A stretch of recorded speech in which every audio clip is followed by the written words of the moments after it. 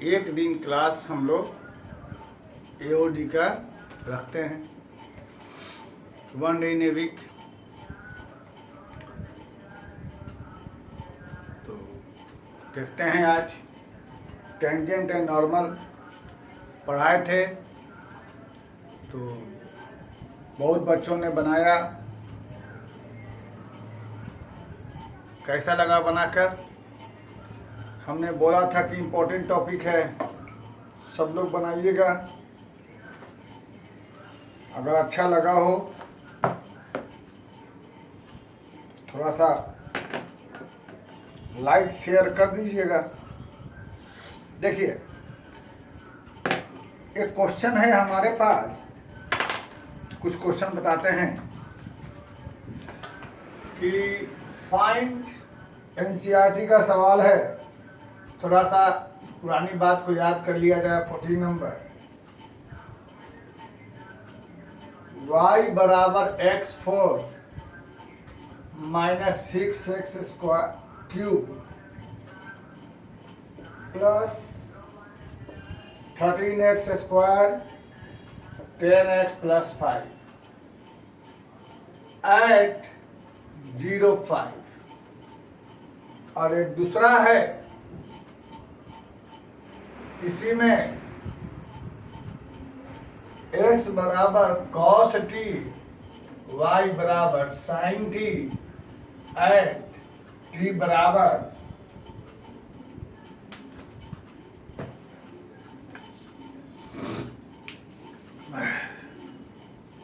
थोड़ा सा एक बार मेमोरी को रिकॉल कर लिया जाए। हम लोगों ने देखा था, कोई भी एक कर्व लेते हैं, एक बस कर्व है, पैराबोला हो, सर्किल हो, एलिप्स हो, हाइपरबोला हो, कोई भी दुनिया में चीज एक कर्व है। इस पर ध्यान रहे, कर्व पर एक पॉइंट लिया, point on the curve, point on the curve. जब हम लोगों ने इसको डिफरेंशिएट करके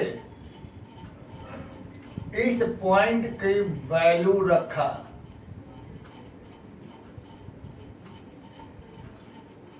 तब जो हमें निकला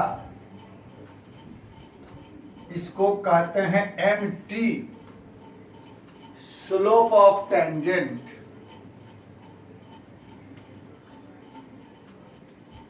स्लोप ऑफ टेंजेंट एट, तो एक्चुअली में ये कहलाता है स्लोप ऑफ कर्व। तो स्लोप ऑफ कर्व कोई चीज ही नहीं होता है। कर्व का स्लोप क्या? तो ये कहलाएगा कर्व के टेंजेंट का स्लोप।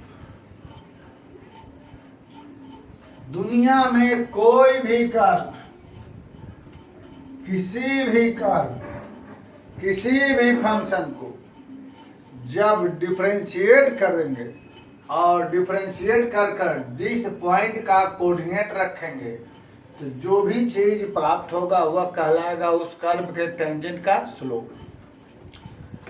और जैसा कि हम लोग जानते हैं, ये हमारा कहलाया टेंजेंट।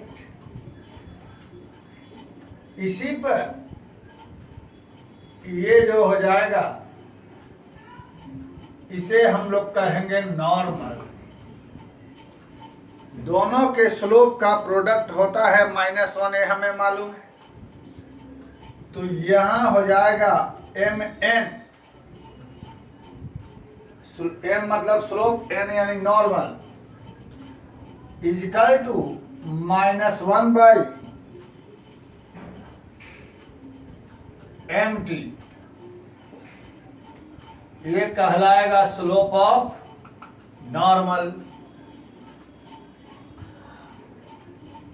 तो किसी भी कर्व के टेंजेंट का स्लोप निकालना रहेगा तो क्या करेंगे, उसको डिफरेंशिएट करके जिस पॉइंट का टेंजेंट का स्लोप कहेगा उसका वैल्यू पुट कर देंगे और उसी का रेसिप्रोकल लेकर साइन चेंज कर देंगे तो वो हो जाएगा नॉर्मल का स्लोप।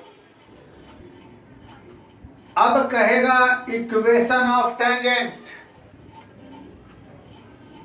इक्वेशन ऑफ, तो किसी भी लाइन का इक्वेशन के लिए हमें क्या चाहिए मालूम है, स्लोप एंड पॉइंट कहां से पास कर रहा है। तो टेंजेंट का स्लोप ये रहा, पॉइंट ये रहा, M T x minus x1, ये हम लोग पढ़ चुके हैं कोऑर्डिनेट में। तो नॉर्मल का स्लोप ये थोड़ा याद दिला दे रहे हैं, normal, equation of normal, normal भी उसी पॉइंट से पास करेगा, स्लोप इसका ये रहा, ठीक। अब थोड़ा सा रिवाइज कराने के उद्देश्य से ये दो सवाल, ये कर्व है y बराबर fx, इस पर एक पॉइंट दे रहा है 0,5, तो वहां पर क्वेश्चन में कह रहा है find equation of tangent and normal. NCERT का 14 नंबर क्वेश्चन है, एनसीईआरटी का 14 नंबर, इसीलिए इसको पूरा हमने नहीं लिखा था। एनसीईआरटी का 14 नंबर क्वेश्चन है, फर्स्ट और 5। हड़बड़ाने की जरूरत नहीं है, आराम से पढ़िए, जो पढ़िए उसको अच्छा पढ़िए। तो find equation of tangent and normal to the given curve at the indicated point, इस कर्व के इस पॉइंट। तो बेटा सबसे पहले इसे डिफरेंशिएट किया जाए, 4x क्यूब 18x स्क्वायर, देख लीजिए 4x cube minus 6 18x square plus 26x minus 10, ये हो गया। अब इस पर x1 y1 की जगह ये क्या दे रहा है हमें 0,5, यानी x1 0 y1 5, mt slope of tangent, लिखने को लिख सकते हैं mt represent slope of tangent. तो स्लोप ऑफ टेंजेंट के लिए dy बाई dx में x 0 y 5 ऐसे लिख सकते हैं। तो x की जगह 0, y की जगह 5, y कहीं है ही नहीं, खाली x है, x की जगह 0 रखेंगे तो क्या हो जाएगा -10, ठीक है बच्चों। और mn स्लोप ऑफ नॉर्मल, समझ गए होंगे क्या हो जाएगा, यानी +10, सॉरी 1/10 mm। अब पॉइंट हमारे पास यही रहा x1 y1। तो बेटा इक्वेशन ऑफ टेंजेंट, सिर्फ पुरानी बात याद कराई जा रही है, इक्वेशन ऑफ टेंजेंट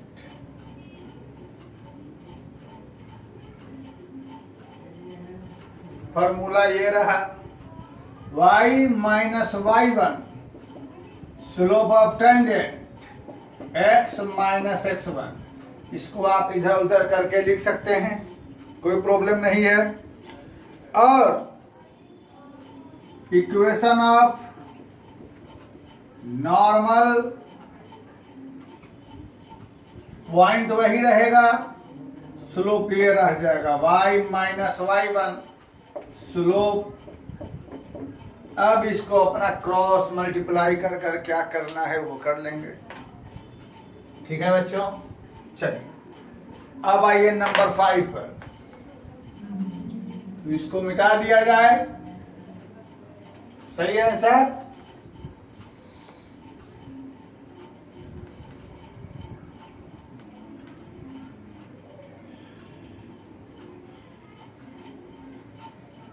ठीक है,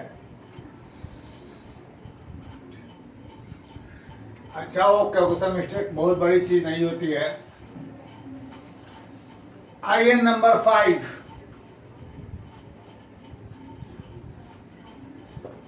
सबसे पहले यहां भी हमें dy dx निकालना होगा। तो dy बाई dx पैरामीट्रिक है,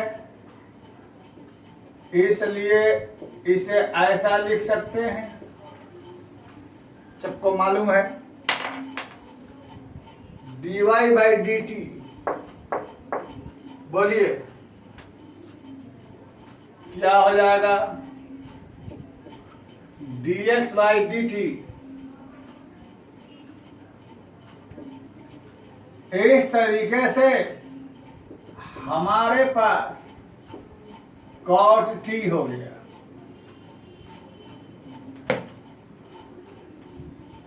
अब हमसे कह रहा है mt slope of tangent dy by dx कहां पर? जब इसका वैल्यू पुट यहां कर देंगे t की जगह π/4, तो cot π/4 यानी cot 45 क्या हो जाएगा? -1। तो बेटा mn slope of normal -1 by यानी +1। ये क्वेश्चन मेरा बताने का उद्देश्य क्या था?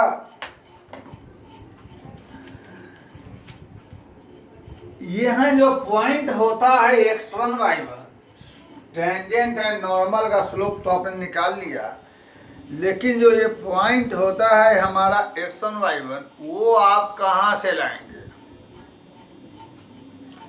तो एट t बराबर π/4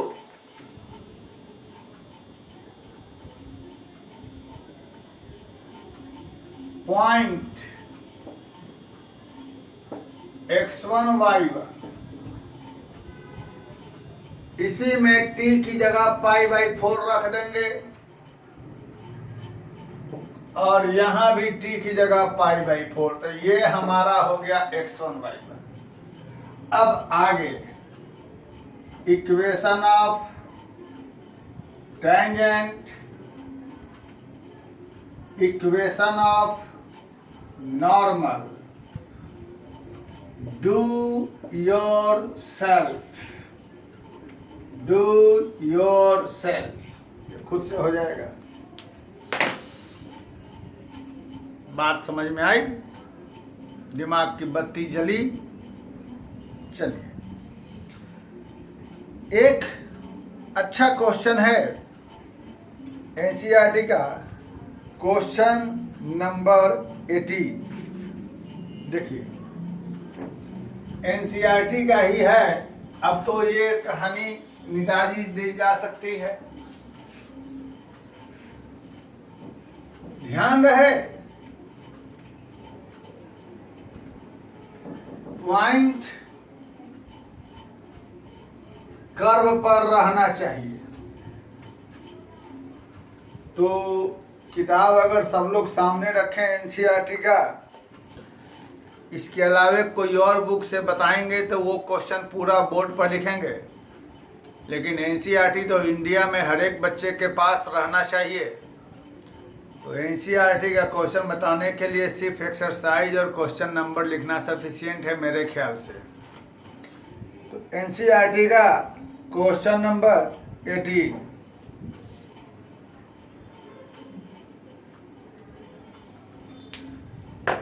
क्योंकि एनसीईआरटी के अलावे कोई रखता है आर.एस. अग्रवाल, कोई आर.डी. शर्मा, कोई के.सी. सिन्हा, कोई अलग अलग डिफरेंट किताब रखता है। तो देखिए, सबसे पहले एक कर्व दे रहा है। क्वेश्चन नंबर 18 में एक कर्व है। हालांकि इस कर्व का जो फोटो बना रहे हैं यह एक्चुअल फिगर नहीं कहलाएगा। ये 4x³ माइनस 2x का पावर 5, ये गिवन कर्व है। इसे मान लीजिए क्वेश्चन 1।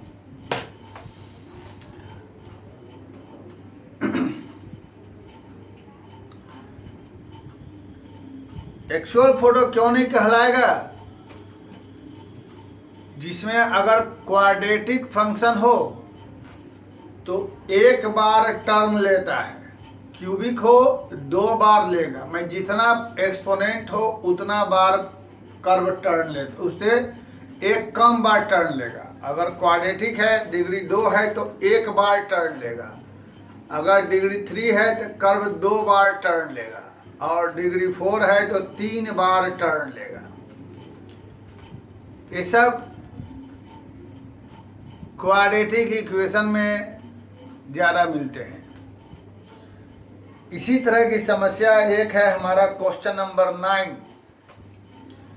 उसमें बच्चों को 2 आंसर आया होगा, लेकिन किताब में एक ही आंसर है, तो उसको भी हम क्लियर कर देंगे। हालांकि एक बच्चे ने पिछले क्लास में पूछा था लाइव में, लेकिन हम दूसरे काम में बिजी हो गए, उसको नहीं समझा पाए, और किसी ने पूछा नहीं, क्योंकि बहुत ज़्यादा सिंसियर बच्चे हमें दिखाई नहीं दे रहे हैं। सिंसियरिटी पता चलती है कि आप के सब पढ़ते हैं। खैर छोड़िए, इस सवाल में कह रहा है find the point on the curve, for the curve find all point at which tangent passes through origin। इस कर्व का वह सारे पॉइंट बताइए जहां से टेंजेंट गुजर रहा हो, जहां से गुजरने वाला टेंजेंट ओरिजिन से पास करे। कर्व पर और भी हमने बोला ना, ये हो सकता है कि ऐसा भी कर्व, क्योंकि हम देख रहे हैं ओरिजिन भी इसी कर्व पर है। 0 0 सेटिस्फाई कर रहा है, लेकिन हम कर्व पर नहीं देंगे, समझने प्रॉब्लम होगी। तो हो सकता है कि 0 0 यहाँ हो। ये देखिए सही फोटो निकल के आएगा। एक टेंजेंट ये हुआ, एक टेंजेंट बेटा यह भी हुआ। हो सकता है कि एक टेंजेंट यह भी हो। ये बहुत सारे टेंजेंट है कि जो ओरिजिन से पास कर रहे हैं, साथ में ओरिजिन भी 0 0 पर है। ऐसा एक्चुअल में फोटो होना चाहिए। फिर से हम सवाल कितना पढ़ते हैं ये मुद्दा नहीं है, कैसे पढ़ते हैं वो मुद्दा है। सबसे पहले क्वेश्चन में क्या कह रहा था, इसके पहले जो बनाए थे वह एक पॉइंट दिया हुआ था, उसी पॉइंट से गुजरने वाले, मैं पॉइंट भी कर्व पर था और वहां का टेंजेंट का निकालना था इक्वेशन। यहाँ क्या कह रहा है, कर्व से गुजर रहा है, मैं कर्व का टेंजेंट जो ओरिजिन से पास हो रहा है। ओरिजिन कहाँ है, कर्व पर है या नहीं है, वो अलग मुद्दा है। ये तो क्वेश्चन में देख के चल रहा है पता कि ओरिजिन हमारे कर्व पर है। कि ओरिजिन कर्व पर है या नहीं है, ये इस पर हम ज़्यादा दिमाग खर्च नहीं करेंगे, क्योंकि ये हमारे पास बहस का मुद्दा नहीं है। हमारे पास सवाल में क्या कह रहा है कि for the curve find all points. Curve पर वह सभी पॉइंट, जस्ट फॉर एग्जाम्पल 1 2 3 4 जितना हो, वह सही पॉइंट बताइए एट विच टेंजेंट पासे थ्रू ओरिजिन, जहां का टेंजेंट ओरिजिन से पास कर रहा है। अब चलिए, तो पहला काम यह है कि हमें कर्व का निकालना है, कर्व पर का पॉइंट निकालना है। क्या निकालना है, कर्व पर का पॉइंट हमें निकालना है, कर्व का पॉइंट। तो हम पहले इसको एज्यूम कर लेते हैं कि यहाँ पर हमारे पास कोई पॉइंट है x1 y1, let us assume ए पॉइंट, वही हमें निकालना है। एज्यूम कर लिया। अब आगे, तो चूंकि चर्चा में टेंजेंट है, इसलिए हम लोग फ्रॉम 1 इसको डिफरेंशिएट करते हैं। dy by D x 12x² minus 10x का power 4 mt slope of tangent, कौन सा पॉइंट, ये पॉइंट पर slope of tangent 12x1² minus 10x1 4, यही हमें हो गया स्लोप। ये जो पॉइंट माना हमने वो हमारा उसका कोऑर्डिनेट डिवाइड dx में रख दिया, निकल गया स्लोप ऑफ टेंजेंट। तो अब निकालो equation of tangent, equation of tangent at कौन से पॉइंट पर, x1 y1।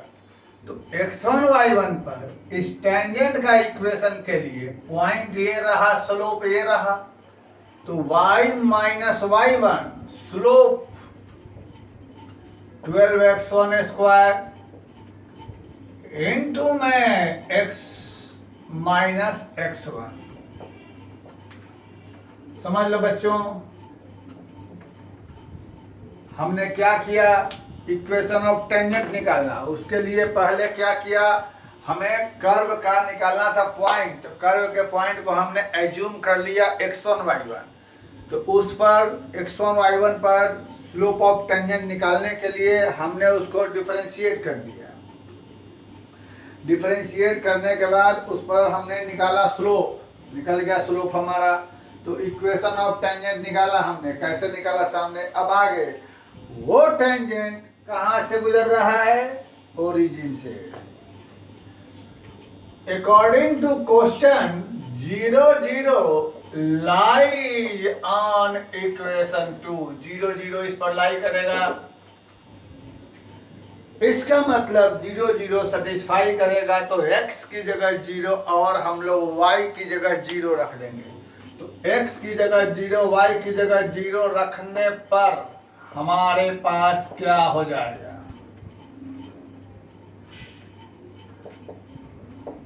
माइनस उड़ा दिया जाए।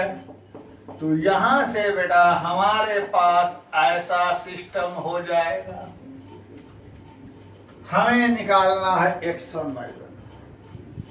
One more equation in terms of x1 y1। Again चूंकि x1 y1 lies on this curve, अब चूंकि x1 y1 lies on curve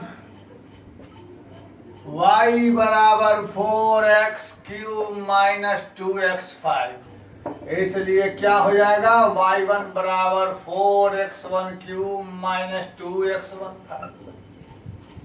अब हमें क्या निकालना है, x1 y1 कैसे निकलेगा, इमेजिन किया जाए। तो इस चक्कर में फ्रॉम 3 and 4 दोनों हमारा y1 इक्वेट कर देते हैं। तो क्या हो जाएगा, 12x1³ माइनस 10x15 बराबर 4x1³ माइनस ये। तो बेटा ऐसा है, यहां से ये यहां आ जाएगा तो क्या हो जाना है, ये यहां आ जाएगा तो भी हमारे पास या आई थिंक सही है। तो यहां से जब 8x1² कॉमन लेंगे तो क्या बचेगा, 1 माइनस x1² बराबर 0। तो आई थिंक यहां से हमारे पास एक तो आ गया x1 बराबर 0 और एक यहां से x1 बराबर प्लस माइनस 1, एक 1 एक माइनस 1, 3 वैल्यू निकल गया। अब इस सब का वैल्यू पुट कर दो 5 में, पुट इन 4 में।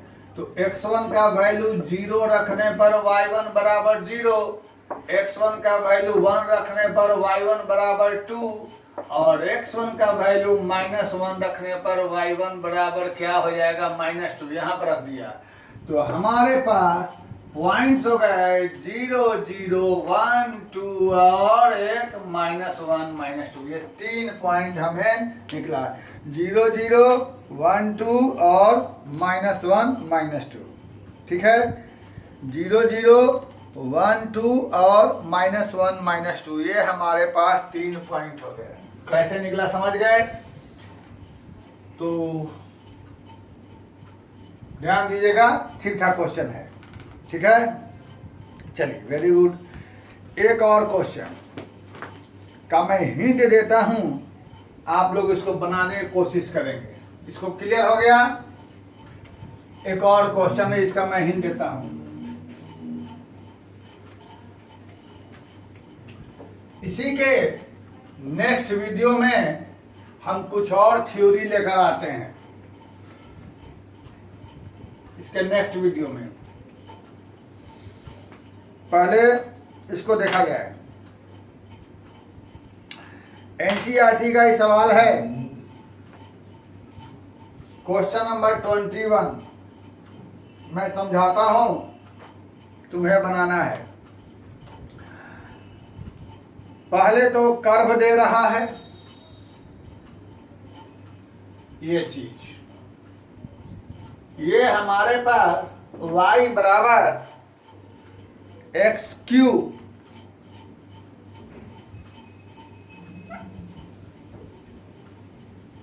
सभी लोग अच्छे से पढ़िए, ये बड़ा गिवन कर्व है। आगे सुनो, फाइंड इक्वेशन ऑफ नॉर्मल। लो लफड़ा आ गया, हमें इसके नॉर्मल का इक्वेशन निकालना है। ये क्या है? नॉर्मल। इसी का हमको इक्वेशन निकालना है। And this normal parallel to this line, ये क्वेश्चन में बोल रहा है किसके? x प्लस 14y प्लस 4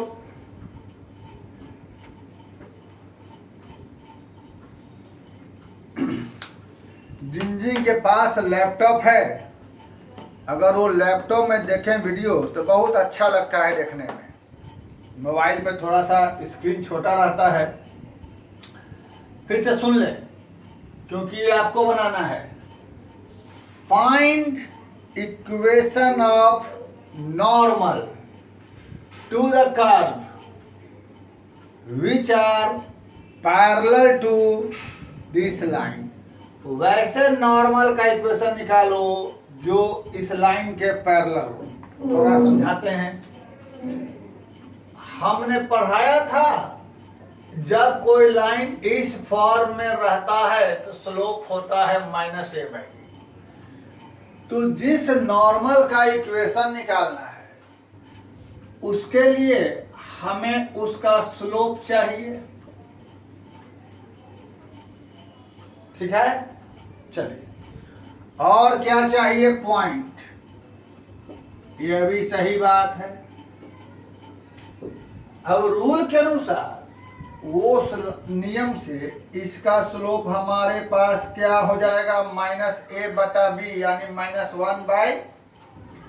तो यही स्लोप इसका भी हो जाएगा -a/b। और हमें पॉइंट निकालना है, तो हम जानते हैं कि इसको डिफरेंशिएट करेंगे तो हमको निकलेगा टेंजेंट का स्लोप। तो यहाँ पर जब टेंजेंट निकालते हैं, ये हमारा टेंजेंट हो गया है ना, तो इसका स्लोप यानी mt, इसका रेसिप्रोकल का साइन चेंज यानी क्या हो जाएगा? और ये हमारा हो गया dy/dx। तो इस रूल का इस्तेमाल करके पहले पॉइंट निकालिए, स्लोप मालूम है, इक्वेशन निकालिए, फिर इसको हम अगले वीडियो में बनाते हैं और कुछ और थ्योरी लेकर आते हैं। ठीक है, तब तक इसी बीच आप लोग अपने फ्रेंड्स को कहिए फटाफट इसमें ज्वाइन करें, मेरे ग्रुप को बढ़ाएं, अच्छा लगेगा। Thank you very much.